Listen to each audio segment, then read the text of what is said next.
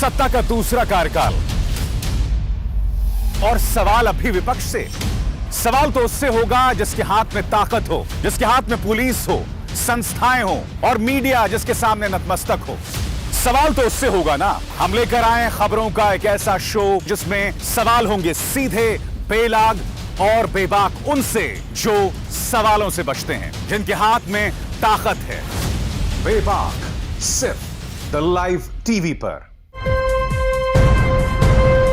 Live TV, सच सबसे आगे। नमस्कार, आप देख रहे हैं बेबाक। मैं अभिसार शर्मा। इस वक्त की बड़ी खबर यह है, यह शख्स दीप सिद्धू जो बहुत ही रहस्यमय तरीके से किसान आंदोलन में प्रवेश कर लेता है, जिसने लाल किले में एक पूरी भीड़ का नेतृत्व किया और फिर आप जानते हैं किस तरह से लाल किले में धार्मिक पताका फहराया गया और उस एक घटना को लेकर किसान आंदोलन को बदनाम किया गया। वो दीप सिद्धू आखिरकार कई दिनों बाद गिरफ्तार हो गया है।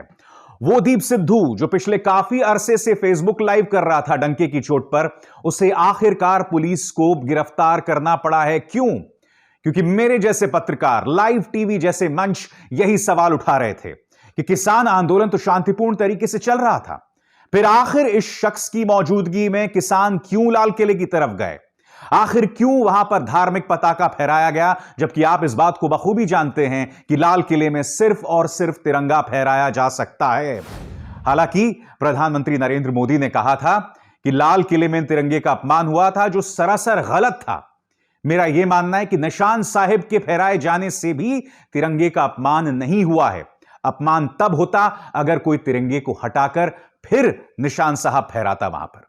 मगर दीप सिद्धू की गिरफ्तारी दोस्तों खासे मायने रखती है। उनकी गिरफ्तारी के मायनों को समझने के लिए और उनसे क्या सवाल पूछने चाहिए, आपको कुछ तस्वीरें देखनी पड़ेंगी जो बार बार मैंने आपके सामने अपने कार्यक्रमों में पेश की है। इस तस्वीर को देखिए, गृह मंत्री अमित शाह के साथ। इस तस्वीर में वो सनी देओल और प्रधानमंत्री नरेंद्र मोदी के साथ हैं। और इस तस्वीर को देखिए दोस्तों, यहां पर साफ तौर पर ये सनी देओल के लिए प्रचार कर रहे हैं। कल्पना कीजिए दोस्तों, अगर भीड़ में कोई ऐसा बड़ा चेहरा होता, कोई अभिनेता होता, कोई शख्सियत होती जिसकी कैप्टन अमरिंदर सिंह के साथ फोटो होती या राहुल गांधी के साथ फोटो होती, तो क्या आप अंदाजा लगा सकते हैं कि हमारा पालतू मीडिया इसको कितना बड़ा, इस पर कितना बड़ा बवाल कर देता, इसे कितनी बड़ी खबर बना देता। अब तक जो भी नकारात्मक चीजें हुई हैं किसान आंदोलन को लेकर, उसके लिए राहुल गांधी, कैप्टन अमरिंदर सिंह, अरविंद केजरीवाल सबको दोषी बना दिया होता मीडिया ने। मगर यह मीडिया इस कदर नतमस्तक है दोस्तों, किसी ने आज तक यह सवाल नहीं पूछा कि जिस शख्स के चलते किसान जो हैं वो पहुंचे थे लाल किला, आखिर उस शख्स की गिरफ्तारी क्यों नहीं हुई है? आखिर उस शख्स के बीजेपी के साथ जो ताल्लुकात दिखाई दे रहे हैं, क्या उससे सवाल खड़े नहीं होते? मैं आपको बता दूं, पिछले कुछ अरसे से यानी कि 26 जनवरी के बाद से यह आदमी कहा था, जब इसने लाल किले में प्रवेश करके ये और इसके समर्थकों ने वहां पर बवाल किया, उसके बाद दो चीजें हुई दोस्तों। पहली चीज, वहां पर कई बुजुर्ग किसान पहुंचे और उन्होंने यहां युवाओं को समझाया लाल किले में कि तुम लोग उतरो, तुम लोग ऐसा करके किसान आंदोलन को बदनाम कर रहे हो। उन्होंने समझाया उन युवाओं को। दूसरी बात, मैं नहीं भूला हूं वो वीडियो दोस्तों जिसमें सब लोगों ने दीप सिद्धू को घेर लिया था कि तुम्हें जरूरत क्या थी लाल किले जाने की, तुमने आंदोलन को बदनाम कर दिया है। और फिर उल्टे पांव भागा था दीप सिद्धू। मैं उस तस्वीर को नहीं भूल सका हूं। अब मैं आपको यह बतलाना चाहता हूं दोस्तों कि पिछले कुछ अरसे से यह क्या कर रहा था। मुद्दा नंबर 1, पिछले कुछ अरसे से यह लगातार फेसबुक लाइव कर रहा था और इसके फेसबुक वीडियोस जो हैं वो अपलोड हो रहे थे विदेशी जमीन से।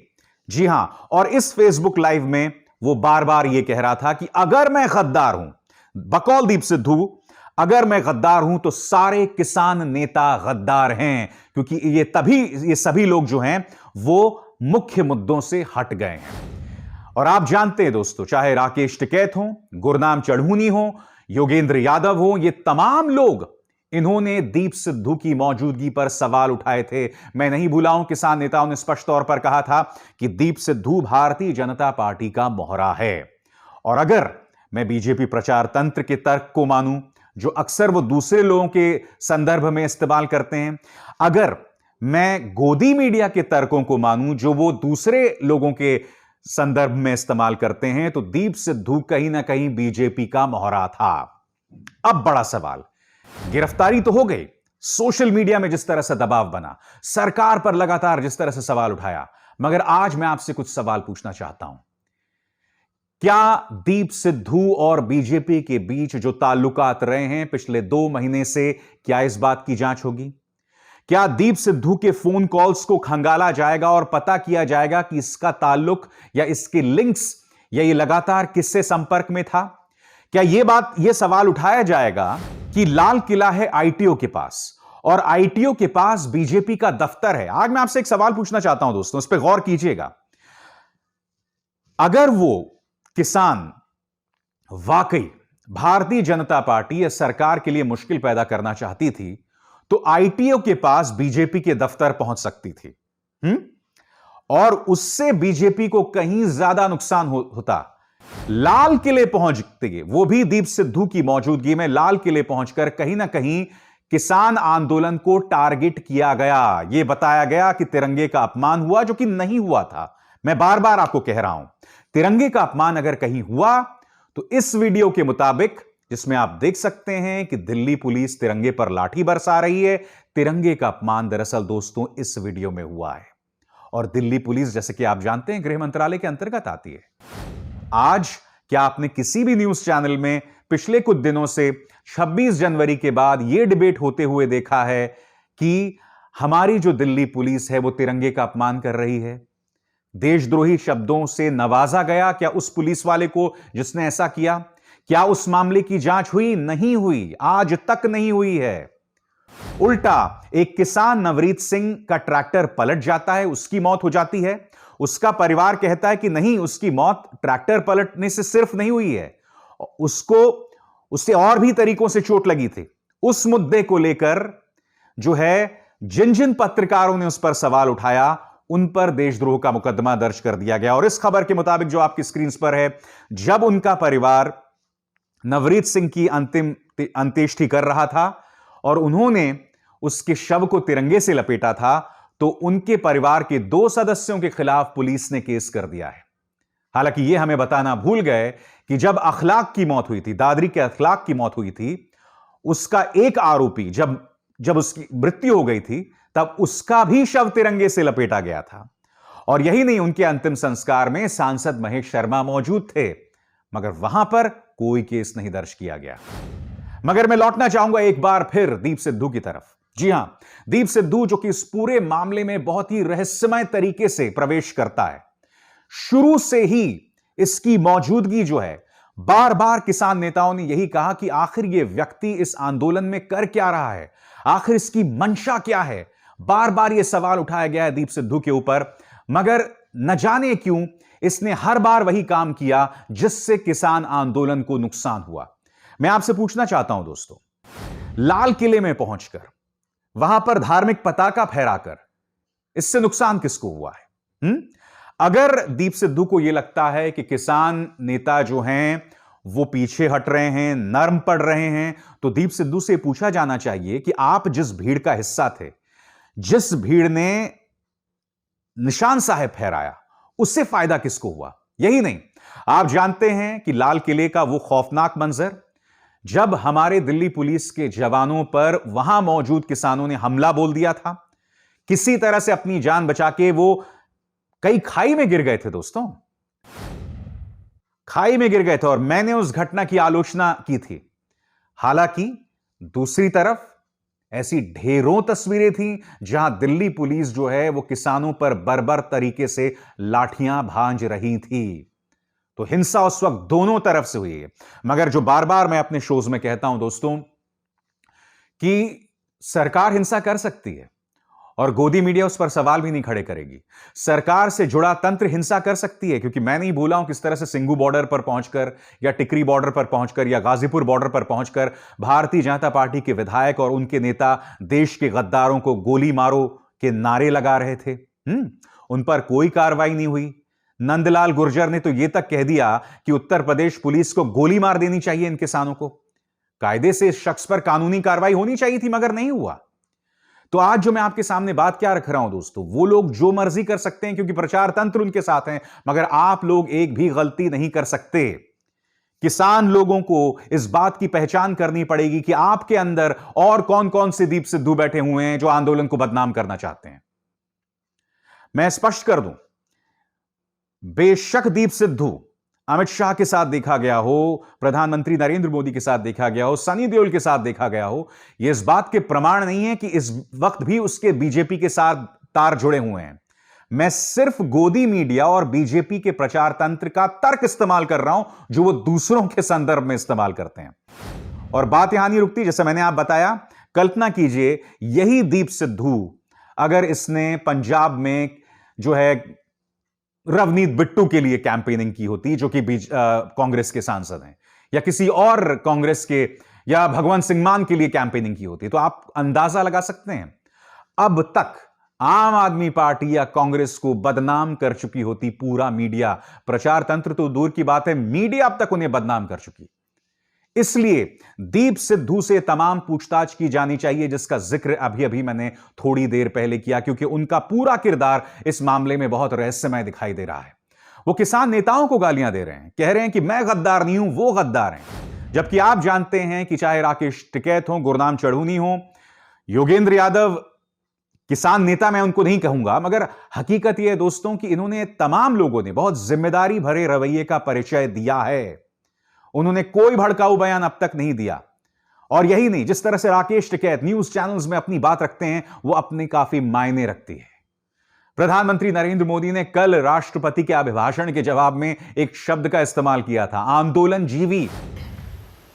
एक नई जमात पैदा हुई है, एक नई बिरादरी सामने आई है, और वो है आंदोलन जीवी। ये जमात आप देखोगे, वकीलों का आंदोलन है वो ना वहां नजर आएंगे, स्टूडेंट का आंदोलन है वो वहां नजर आएंगे, मजदूर का आंदोलन है वो वहां नजर आएंगे, कभी पर्दे के पीछे कभी पर्दे के आगे। एक पूरी टोली है जी जो आंदोलन जीवी है। वो आंदोलन के बिना जी नहीं सकते हैं और आंदोलन से जीने के लिए रास्ते खोजते रहते हैं। हमें ऐसे लोगों को पहचानना होगा कि वो जो सब जगह पे पहुंच करके और बड़ा आइडियोलॉजिकल स्टैंड दे देते हैं, गुमराह कर देते हैं, नए नए तरीके बता देते हैं। देश आंदोलन जीवी लोगों से बचे, इसके लिए हम सबको, और ये उनकी ताकत है। उनका क्या है, खुद खड़ा नहीं कर सकते चीज़ें, किसी की चल रही तो जाके बैठ जाते हैं, वो अपना जो जितने दिन चले चल जाता है उनका। ऐसे लोगों को पहचानने की बहुत आवश्यकता है। ये सारे आंदोलन जीवी परजीवी होते हैं। जब आंदोलन से निकली कई पार्टियां इस तरह की बात करती हैं ना, तो बहुत दुख होता है दोस्तों। जेपी आंदोलन से उस वक्त की जनसंघ या बीजेपी को क्या फायदा हुआ था, और उसके बाद अन्ना आंदोलन से प्रधानमंत्री नरेंद्र मोदी, आपकी पार्टी बीजेपी को क्या फायदा हुआ था, यह कोई नहीं भूल सकता है। इस तरह से ढेरों प्रधानमंत्री नरेंद्र मोदी के बयान हैं जो इस वक्त मैं आपको अब इस वक्त स्क्रीन पे दिखा रहा हूं, जहां प्रधानमंत्री जन आंदोलन का समर्थन कर रहे थे। यहां देखिए, यहां स्मृति ईरानी जन आंदोलन कर रही हैं, तो ये आंदोलन जीवी हैं। तो उन आंदोलन जीवियों की बात करने के बजाय, आंदोलन को बदनाम करने के बजाय, जो लोग लोकतंत्र के लिए आवाज उठाने के बजाय, आपको सवाल करना चाहिए दीप सिद्धू जैसे दोहरे चरित्र वाली शख्सियतों पर। आपको इस सवाल का जवाब देना चाहिए कि यह दीप सिद्धू, जिसकी मौजूदगी में किसान जो है वो लाल किला पहुंच गया, वो आखिर वहां क्यों पहुंचा। जिस सवाल का जवाब बीजेपी को देना चाहिए कि इतनी आसानी से लाल किले में क्यों जाने दिया गया। दोस्तों, किसी ने मुझे व्हाट्सएप पर एक तस्वीर फॉरवर्ड की थी, जिसमें मैं देख रहा था कि लाल किले की सीढ़ियां, यानी कि जहां प्रधानमंत्री नरेंद्र मोदी भाषण देते हैं, उन सीढ़ियों से किसान चढ़ रहे थे और पुलिस मानो उनको थपकी देकर ऊपर जाने की इजाजत दे रही हो। वो तस्वीर अपने आप में बहुत कुछ कह रही थी दोस्तों। उसकी पुष्टि करने का मेरे पास कोई जरिया नहीं है, यही वजह है कि वो तस्वीर मैं आपको नहीं दिखा रहा हूं। मगर जो मैं आपको बतलाने का प्रयास कर रहा हूं कि ऐसी तस्वीरें आपको कई जगह दिखाई देंगी, ऐसे सवाल कई आपके सामने होंगे कि आखिर उन्हें लाल किले इतनी आसानी से जाने क्यों दिया गया। आखिर वही लोग, क्या वो नहीं जानते थे कि आईटीओ में बीजेपी का दफ्तर है? आईटीओ के पास वो वहां पे भी तो जा सकते थे, मगर वो नहीं गए। क्योंकि अगर, कल्पना कीजिए दोस्तों, अगर दीप सिद्धू और वो तमाम जो किसान हैं वहां पहुंच जाते तो बीजेपी की किस तरह से नाक कटती, उसका आप और हम अंदाजा भी नहीं लगा सकते थे। बीजेपी के लिए कितनी मुश्किल हो जाती कि किसान जो है वो पहुंच गया है बीजेपी के दफ्तर, वो अपने आप में बहुत कुछ कहता। मगर वो लोग आसानी से पहुंचे और फिर जो हुआ आप जानते हैं। आज तक उसी एक घटना को लेकर प्रधानमंत्री नरेंद्र मोदी की तरफ से गलत बयानी हुई कि तिरंगे का अपमान हुआ। गोदी मीडिया तो चलो झूठ बोल ही रहा है, वो तो है ही अव्वल दर्जे के झूठे, मगर मैंने प्रधानमंत्री से उम्मीद नहीं की थी। मुझे उम्मीद थी कि कम से कम प्रधानमंत्री आप जो सही तस्वीर है उसे पेश करें। आपने आंदोलनकर्ताओं को परजीवी बताया था, पैरासाइट्स बताया था। मैं आपसे जानना चाहता हूं प्रधानमंत्री नरेंद्र मोदी, दीप सिद्धू जैसे दोहरे चरित्र वाले लोगों के लिए आपके पास क्या शब्द है? आपकी वोकैबुलरी में ऐसे लोगों के लिए क्या शब्द है जो लोग इस तरह से आंदोलन को बदनाम करते हैं? मैं दावे के साथ कह सकता हूं प्रधानमंत्री, आप या आपका प्रचार तंत्र कभी भी दीप सिद्धू पे कोई टिप्पणी नहीं करेगा। बेबाक में बस इतना ही। अभिसार शर्मा को दीजिए इजाजत। नमस्कार। लाइव टीवी, सच सबसे आगे।